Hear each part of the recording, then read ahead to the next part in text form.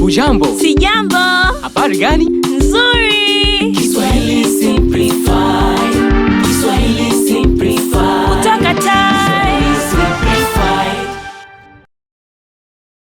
Habari, naitwa Gertrude Mbazi, ni mkurugenzi wa wafanyakazi katika kampuni ya utangazaji ya Kiswahili FM. Naitwa Eric Benedict, nafurahi kukutana na wewe. Kwa mujibu wa wasifu wako hapa, unasema una uzoefu wa muda mrefu katika uhandisi wa sauti. Ndiyo, nina uzoefu wa miaka 5 hadi sasa. Vizuri. Na ni vipi kuhusu ujuzi wako katika uhandisi wa sauti?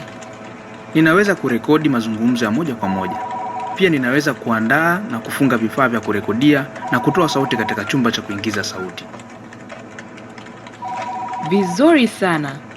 Je, ungependa kuuliza swali lolote Bwana Eric? Wajibu wangu ni upi katika kazi hii?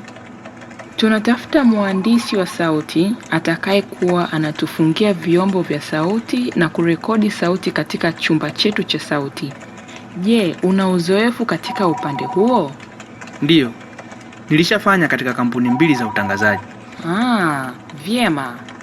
Pia ningependa kujua muda gani wa kuingia na kutoka kazini?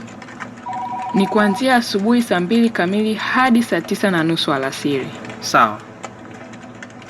Nadhani tutakutumia taarifa zingine kwenye barua pepe yako kesho mchana. Asante.